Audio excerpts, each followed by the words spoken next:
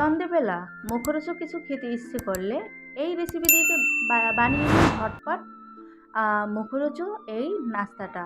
আসসালামু আলাইকুম বন্ধুরা, সবাই কেমন আছেন? আশা করি সবাই ভালো আছেন। আমিও আল্লাহর রহমতে ভালো আছি। আবারও নিয়ে আসলাম নতুন একটা রেসিপি।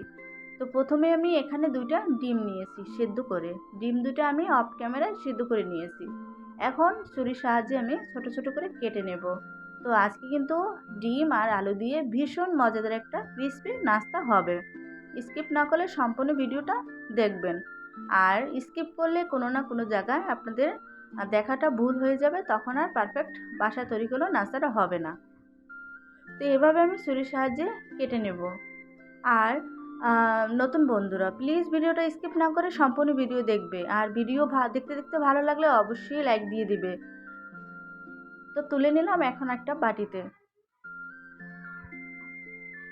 তো আমি দেখুন এখানে একটা আলু একদম কুচি কুচি করে পাতলা করে কেটে নিয়েছি।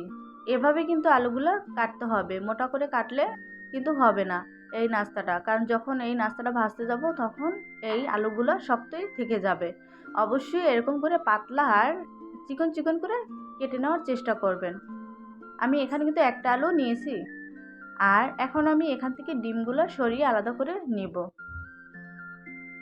কে কোন জেলা থেকে দেখছেন অবশ্যই কমেন্টের মাধ্যমে জানাবেন, তাহলে আপনাদেরকে ধন্যবাদ দিতে সুবিধা হবে। তো এখানে আমি দিয়ে দেবো পেঁয়াজ কুচি। এই নাস্তাটা একটু পেঁয়াজের পরিমাণটা দিলে ভালো লাগে। তো আমি পেঁয়াজগুলো অফ ক্যামেরায় কেটে নিয়েছি।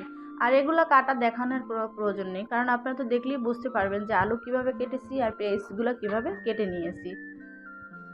আর এখানে দিয়ে দেবো কাঁচামরিচ কুচি। কাঁচামরিচ ঝালটা আপনারা কিন্তু বুঝে শুনে নিজেদের ইচ্ছে মতো দিবেন। আর এখানে দিব টেস্ট অনুযায়ী লবণ।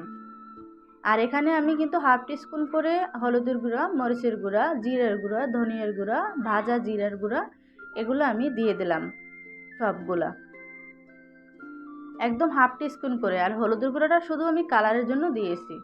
আর এখানে গোলমরিচের গুঁড়োটাও দিয়েছি আমি।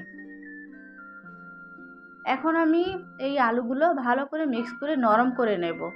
আমি ডিমটা সরিয়ে নেওয়ার কারণ হলো, আমি যদি আলুর সাথে ডিমটা মেখে নিই তাহলে কিন্তু ডিমটা একদমই নরম হয়ে যাবে আর দেখাই যাবে না খাওয়ার সময়। তো এখানে বাইন্ডিংয়ের জন্য দিয়ে দিলাম আমি চালের গুঁড়া। আপনারা এখানে চালের গুঁড়ার পরিবর্তে আপনারা চাইলে বেসনও অ্যাড করতে পারেন। তো এভাবে সমস্ত উপকরণ দিয়ে ভালো করে আমি মিক্স করে আলুটাকে নরম করে নেব। এখানে কোনো রকম পানি দেওয়ার প্রয়োজন নেই, কারণ আলুই মানে ধুয়ে নিয়েছি, এই জন্য আলু একটু হালকা হালকা পানি আছে, ওটাতেই হয়ে যাবে।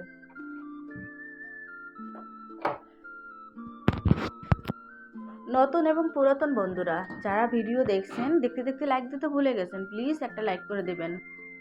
এখানে আমি দিয়ে দিলাম ধনিয়া পাতা কুচি। আপনারাও অপশনাল, ধনিয়া পাতা হাতের কাছে থাকলে দিবেন, না থাকলে দেওয়ার প্রয়োজন নেই, তবে ধনিয়া পাতা দিলে খুব ভালো লাগে।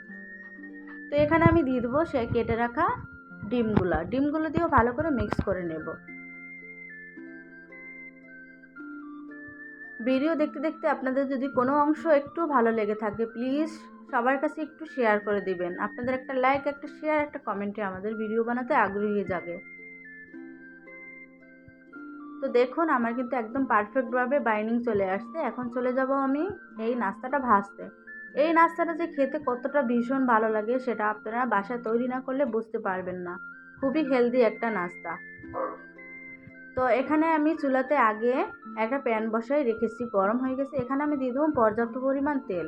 তেলটা বোঝা যায় না, কারণ তেলও সাদা আর প্যানটাও সাদা।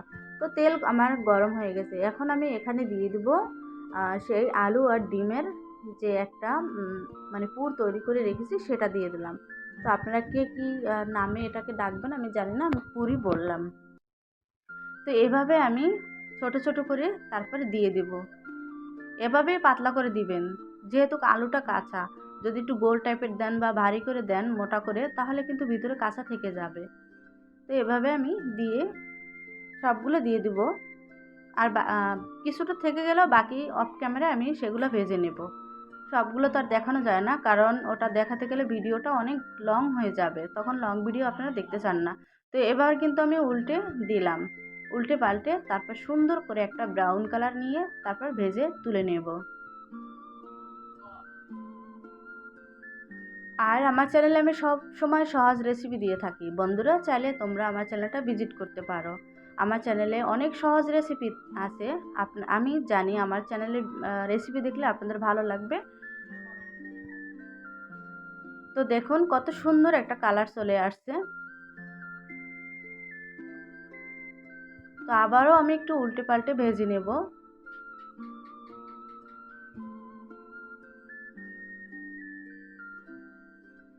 অল্প সময়ে এই নাস্তাটা একদম তৈরি করা যায়। কোনো রকম বেশি একটা সময় লাগে না, আর বেশি একটা ঝামেলা না, কারণ আমাদের কিচেনে সবসময় আলু থাকে, ডিম থাকে, এগুলো দিয়ে ঝটপট একটা নাস্তা তৈরি করে নেওয়া যায়। আর এই নাস্তাটা খেতেও কিন্তু ভালো লাগে, অত একটা খরচ হয় না এই নাস্তাটার জন্য। তো এবার আমি উঠিয়ে নেব আর তেলটা ঝরিয়ে নেব।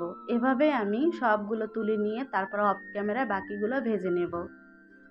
তো দেখুন কতটা সুন্দর, আর সুন্দর একটা স্মেল চলে আসছে। আপনারা বানিয়ে একবার হলো খাবেন আর বাসায় ট্রাই করবেন, দেখবেন সত্যি ভালো লাগে এই নাস্তাটা। তো আমার কিন্তু ভাজা শেষ, এবার আপনাদেরকে দেখিয়ে দিই কালারটা কত সুন্দর আর দেখতে কত সুন্দর। আপনারা চাইলে এটা সস দিয়েও খেতে পারেন, কোনো অসুবিধা নেই, এমনিও খেলে অনেক ভালো লাগে। তো আমার ভিডিওটা আপনাদের কাছে কেমন লেগেছে অবশ্যই কমেন্টের মাধ্যমে জানাবেন। তো সবাই ভালো থাকবেন, সুস্থ থাকবেন, দেখা হবে নতুন কোনো ভিডিও নিয়ে। দেখুন কোনো রকম কাঁচা নেই, একদম পারফেক্ট হয়ে গেছে। এইরকম করে ভেজে নেবেন লো হিটে। তো সবাই দেখা হবে সবার সাথে আবার কোনো নতুন কোনো ভিডিও নিয়ে। ওই পর্যন্ত সবাই ভালো থাকবেন।